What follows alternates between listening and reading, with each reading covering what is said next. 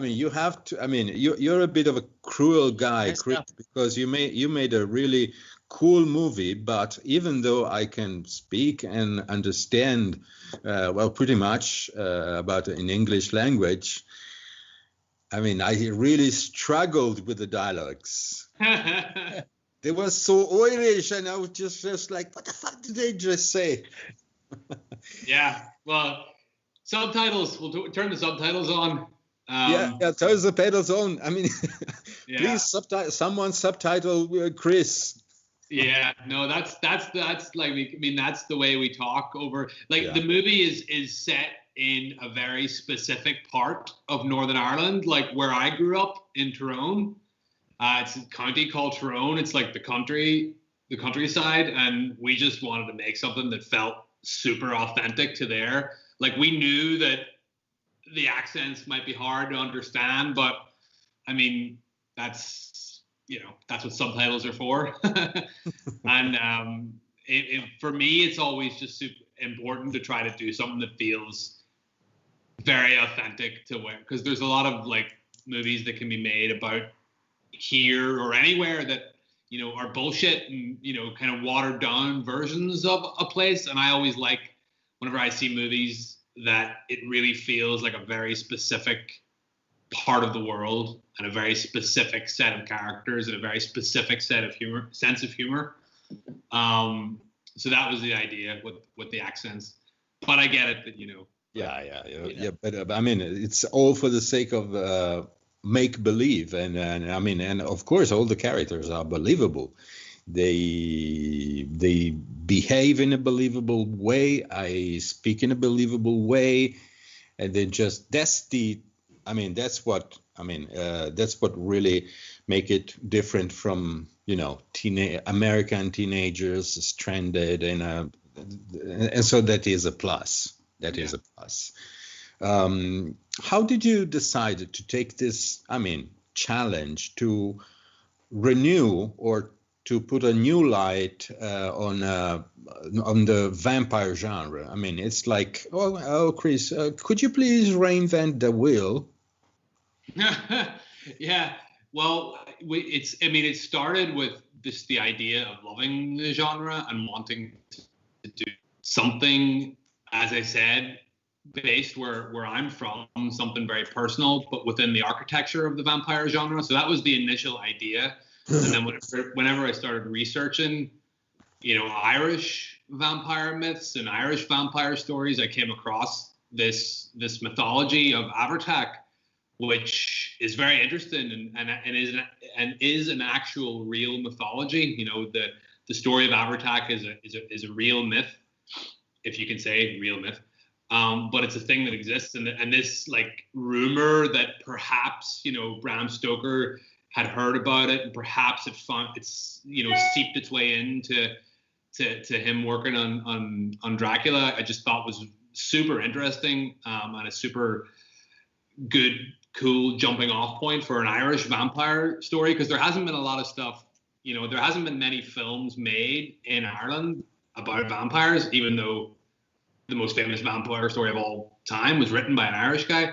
So, but then the humor of it came from like this group of these townsfolk and these people who believe that they got fucked over and shortchanged by Bram Stoker, which is completely made up and invented. That's just part of the fun of the movie, right? That's just, you know, so like I say, that the Abertach story was a jumping off point, and for, you know, us to just make up our own kind of, you know, or Frankenstein our own mythology and the humor of these characters, even if they were. Yeah. So, a bit. Are we experiencing some difficulties? No, I think it's okay. Okay. Maks, you were very interested in the folklore aspect. Yeah, I really. You mentioned Bram Stoker, but also you had Sheridan Le Fanu, and also many Irish Gothic writers, wrote stories about vampires. But I would like to know something more about this legend on Abertach. It's a real So it's a myth of the Irish folklore, but I read that Avatar is a dwarf in the original myth. So it's quite bizarre because we normally think that vampires are really evil, but something really big that can brew up and also your avatar is a sort of a giant. It's not a dwarf. So I just like to want to know more about this legend and how you reinterpreted it. Well, yeah, like I say, the story of Avatar, the very basis was there. That he was this evil chieftain who was killed by the townsfolk and then came back from the dead and demanded bowls of blood as a tithe from the townsfolk, and he was a dwarf, right?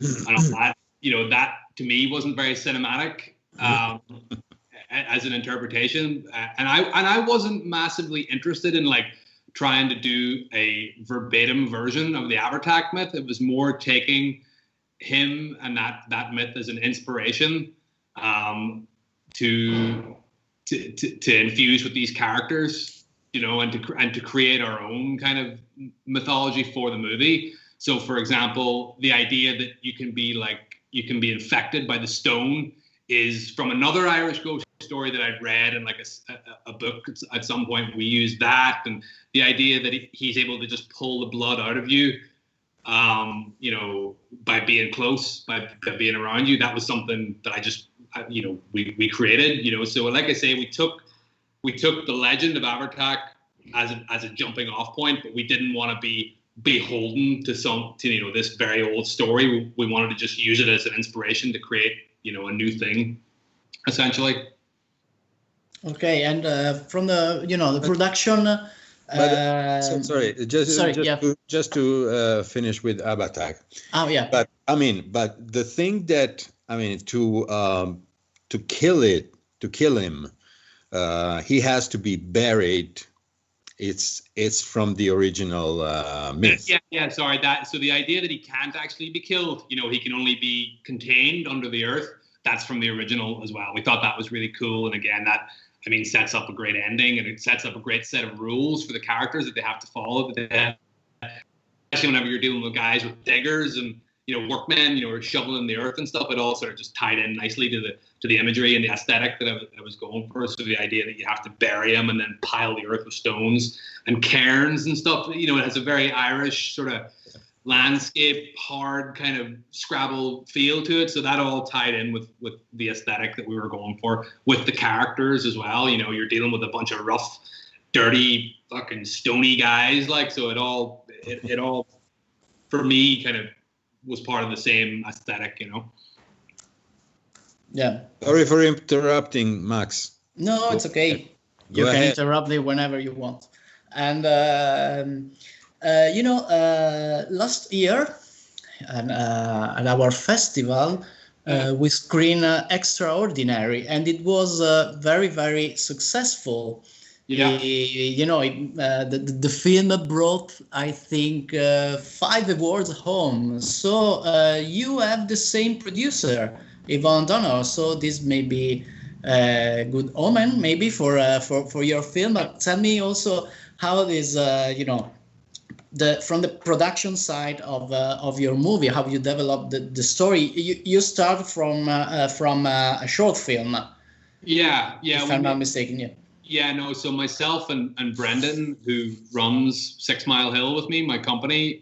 So we're based in Northern Ireland, and we had the script for Boys from County Hell 8 years ago, before we'd made a feature, and we wanted to make this as our first feature. So we went off and made a short film as a proof of concept, and the short film, it turned out okay, and we figured out that we needed a partner. So we met with Yvonne. She was one of the people that we met with, Blinder Films, and they got it. They got the concept. Her notes on the script were very good. They were just a really good creative partner, as well as because they're in Southern Ireland, for tax breaks and boring kind of production stuff, all that, it worked. But the good thing about Yvonne, though, and Blinder and that whole process was that we went through a long period of development on the script. And thank God we didn't actually get to make Boys from County Hell as our first feature, because I think 8 years ago we wouldn't have been ready. The script wasn't ready, but also just in terms of production and the level of effects and stunts and all that. So in those 8 years, me and Brendan actually went off and made another movie called Bad Day for the Cut, which we had a little bit of success with. And then off the back of that, we were able to sort of speed into getting Boys from County Hell financed. But it was like an 8-year process. And so, Yvonne made Extraordinary in that time. And I knew, those guys, the directors, and loved that movie. So they were just really good partners creatively. And, it all sort of worked out. It all worked out well, but it was a long process, like I say. But it's been because it's been a very personal film and a kind of passion project, we've stuck with it over the years while we've been off doing other things as well. It's been the kind of constant in the background, Boys from County Hell, trying to get made. The thing, one of the, I guess, the most challenging elements, first it is the title, because, it's so imaginative. Boys from County Hell. It doesn't sound like anything related with vampires. So no, it is a tough decision, I guess. Yeah. Oh, yeah. Well, the title is a Pogue song, so it's. Yeah. It's from, and it just, whenever I was like that, it just, for me, it captured a certain kind of mood and a tone that the raucous energy of the film that I wanted it to have whenever I was writing the script. So it didn't bother me that it doesn't mean anything about, it doesn't relate to vampires. I like titles that capture mood and tone and essence. Like I say, my first film is called Bad Day for the Cut, and people are always like, "What the fuck does that mean?" But it has a certain, for me anyway, it has a certain sense and a certain tone and a certain bite to it. No pun intended. Sorry. So the Pogue song, taking that just as an inspiration for the title, or taking that as the title, it was it just worked for us, And another really challenging element is how did you wanted to mix the drama with the comedy, because you've made it work. But it's very difficult because you just wanted to combine really tragic elements like the loss of a son with, and then after that you come with some slapstick gag that kinds of kills the drama and ups the. So how could you what was your idea of this blend? It's, like we get asked that a lot, and it's hard to articulate like how I approach that, other than saying it's kind of instinctive. It's instinctive, like I think the best way to summarize it is that it's a very Irish sense of humor. But Northern Ireland specifically, because we laugh at tragedy a lot up here, because we've had to over the last 30 years, of shit that's went on here.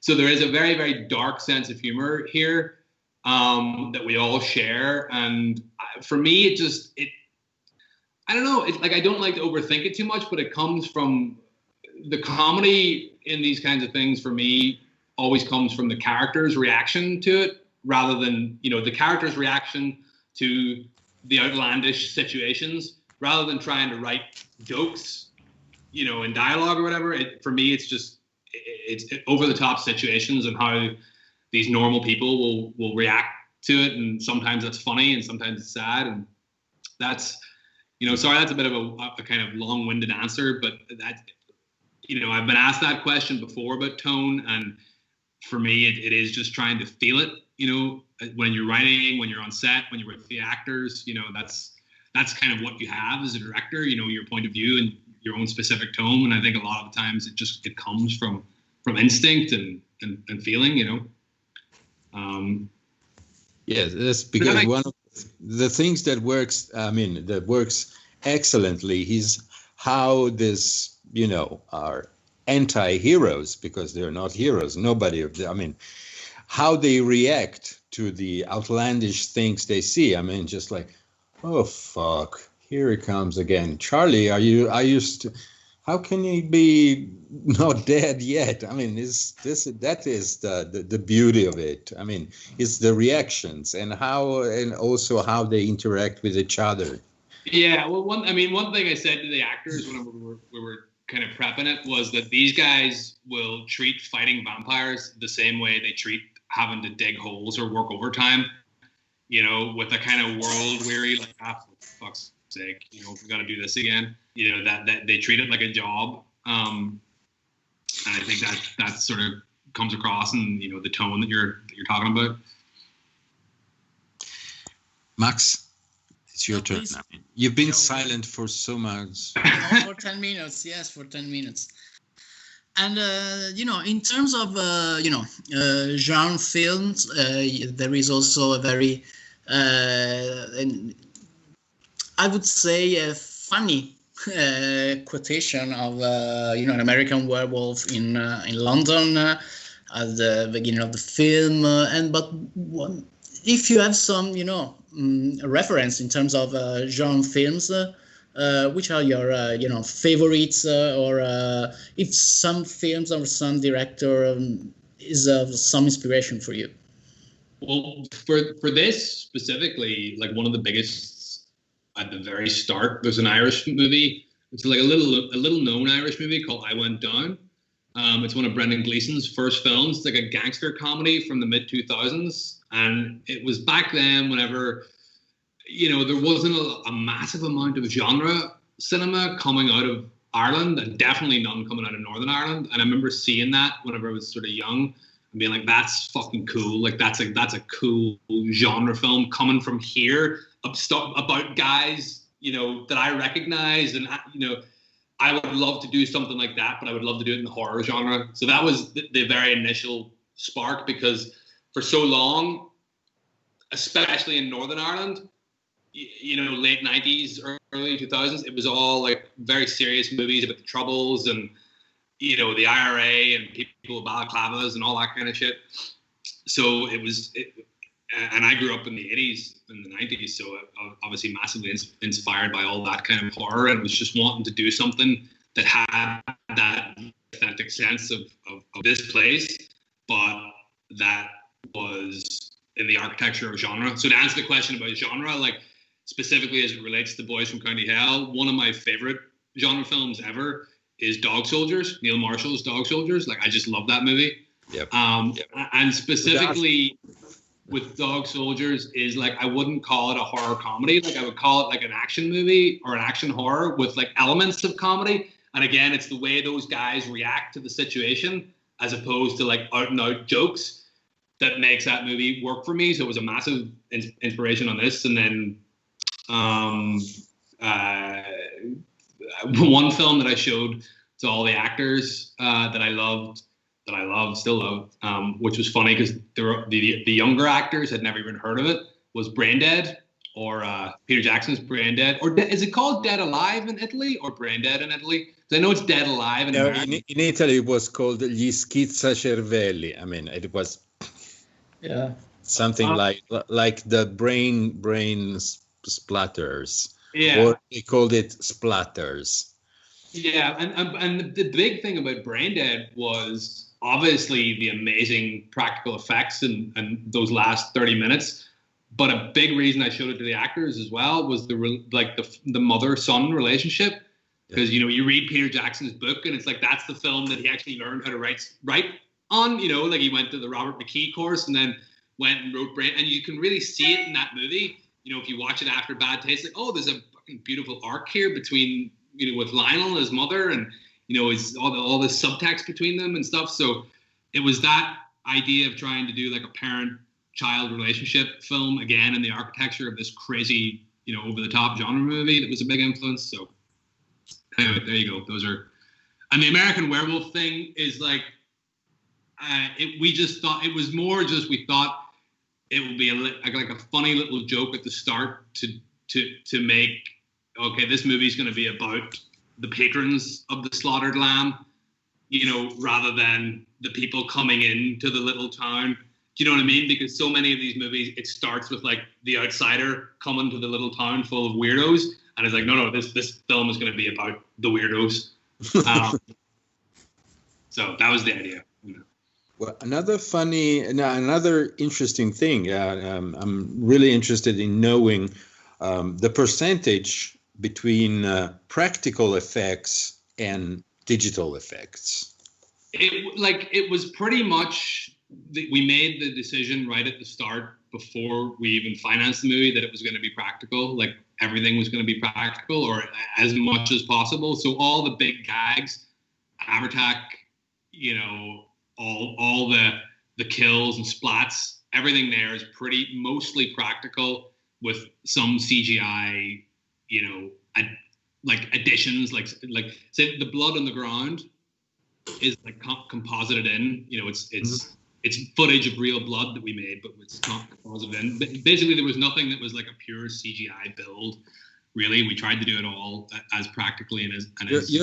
Sorry for interrupting, but you're the second person that we are interviewing today that says that there are shots of real blood. I'm starting to getting really freaked out.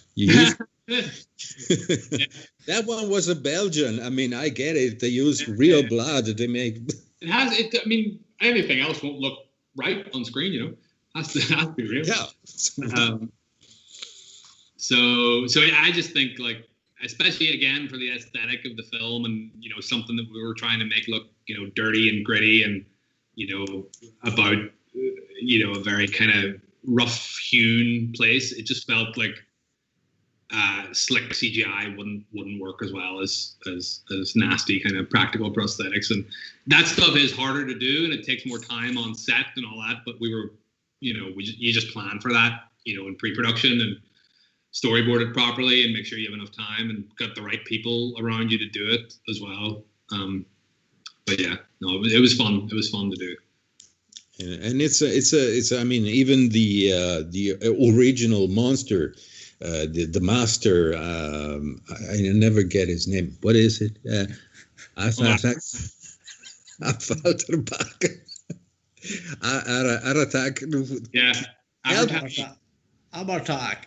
Abartak.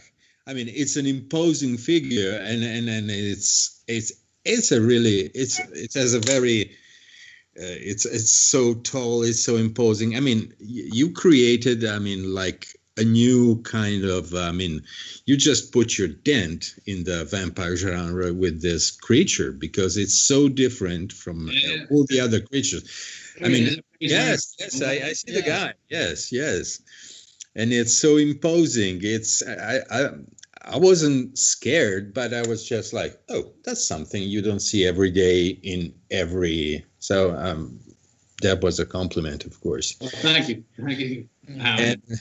He came from. He was like inspired by bog bodies. So Irish bog bodies, like basically old chieftains and stuff who have been found in the bogs, in the peat bogs, and they have this weird, very leathery kind of tan skin.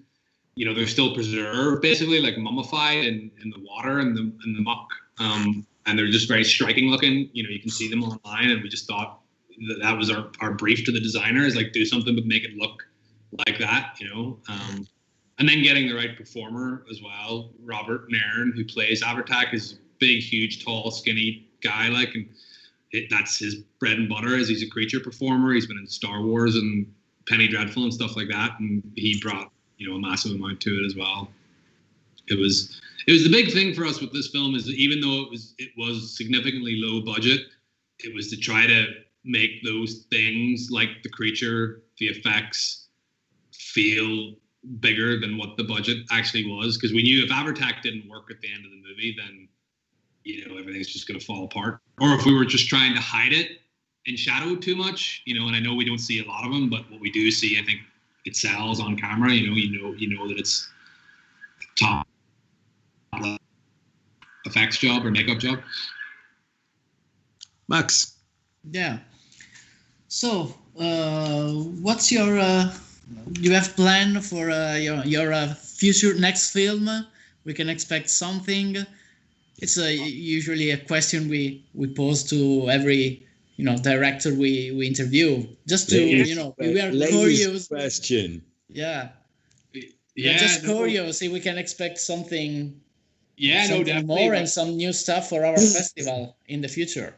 100%. I would like to be. I mean, it's been a year since we shot Boys from County Hell, so I would like to be out shooting next year on something. We have a couple of projects that we're working on. We're doing we sold a pitch about a year ago now to Legendary for like a superhero thing. So me and Brendan are writing that at the minute. Maybe that'll be next. Maybe there'll be another genre thing. Like I've done 2 now. Bad Day for the Cut and Boys from County Hell, which are both set, like I said at the start, in Tyrone, where I grew up. So we kind of feel like we might have to do one more and round out a trilogy. I don't know what that would be, but we have a bunch of stuff. We'll definitely be back soon, I hope. Yeah. So you said superhero. Am I correct? Yeah. Yeah. So you did you made a movie on about an Irish vampire. So can we expect also an Irish superhero? Wow, we can't. Unfortunately, we can't give anything else away about it because nothing has been announced. But it'll definitely be our take on the genre. Trying to do something different and new and fresh with it. So we'll see next year. It'd be nice to be out shooting next year whenever things hopefully go back to normal, if they ever go back to normal. Yes, I mean, it's something that you guys have. I mean, like of course, speaking of superheroes, I immediately thought about not the Marvel stuff, but The Boys, that was originally written as a comic book by Garth Ennis. And Garth Ennis, for me, is like God. And he's from Northern Ireland. Garth Ennis is from Northern Ireland, and it pains me every day that we don't have like a statue or something to him. If you talk to your average Northern Irish person, they don't know who the fuck Garth Ennis is. And for me, he should be like up there with Seamus Heaney and are the best Northern Irish writers. Preacher, The Boys, everything that he's done is he's a pure genius. Even his last one, have you A Walk Through Hell? I haven't read that actually. No, that's top notch. I mean, that's so fucked up. I mean, it's a fucked up Garth Ennis view on serial killers. Now Is that a graphic novel? I'm gonna buy that. Yes. It's now awesome. Is now a paperback with the 2 parts together. Cool. A walk through hell. Absolutely recommended. Of course, like everything from Garth. Yeah, maybe we'll get like a statue or something someday in Northern Ireland. Yeah. Surrounded by all his fucked up creations. Like a weird, crazy fucking Walt Disney statue, but he's got arse face and that guy swinging the dick in that zombie thing that he did and all that shit. Maybe I don't know if people will go for that here, but So Maks, do we have the time for your last question, or just Maks, I can't hear you. He's turned off. He's got his microphone turned off. Oh yeah. Oh. Because there is the something strange happening in the streets outside. So I don't know. And I think this is the rubbish track, but I don't know. And we always ask the directors about their next plans, because it's so sad that this year we won't be able to meet personally and to welcome you in Trieste. So we hope to have a future occasion, and sooner or later. 100%. It looks like a beautiful town. I was, right up until a couple of weeks ago, I was hoping to come, but then because we got the quarantine from Italy like 2 weeks ago, and then sure, I guess it look what happened now. So next year we'll try to, if we have one, we'll try to come back, or the year after. We'll definitely go over at some point. Yeah, make a movie, make a short, but please. Yes, something. A commercial. Anything with monsters or aliens or something like that. Yeah. I mean, take some pictures. Yeah. Just something to just allow us to come over and have some beers. Yeah, of course. Yeah, of course. And Lorenzo, do you think we can ask our friend Chris to say hello to our audience by, saying the magical words raggi fotonici? What do you think? I mean, I think this is overtly tacky, but I mean, you're asking me to ask him. So that's pretty coward, but Chris, no, it's not pretty coward. We always greet say hello to our audience by shouting this raggi fotonici is a strange weapon of a giant Japanese mecha robot. It doesn't mean nothing, but they love to scream raggi fotonici before all our screenings. Raggi fotonici? Yes, so I'm just wanting again, raggi fotonici with your best Irish accent. Just that word. Do you want me to say anything else, or just that? Raggi fotonici. Yeah, that's great. Yeah. I can do it a wee bit more Irish. Raggi fotonici, boys. Good. That was really great. Raggi fotonici. That was really great. I mean, so I'm sorry that we are all a bit, I mean, like disappointed and depressed by this last minute development that we had, like just like throwing, we're throwing, you want to throw the best party ever, and then they say, well, you can't. So it's just, but I'm pretty sure that the online audience will go crazy for your movie. Absolutely. And taking advantage of subtitles. Yep. Right. Yep. Right. Absolutely. So, Chris, thank you so much for your time. It was really nice to talk to you. Great to talk. And, yes, raggi fotonici. Raggi fotonici. Hopefully we'll get to meet in person. Yes. Yeah. Yes. Of yeah. course. Raggi fotonici. And in the meantime, take care, stay safe, and keep watching sci-fi. Okay? Thanks, guys. Thanks a lot. Thank you.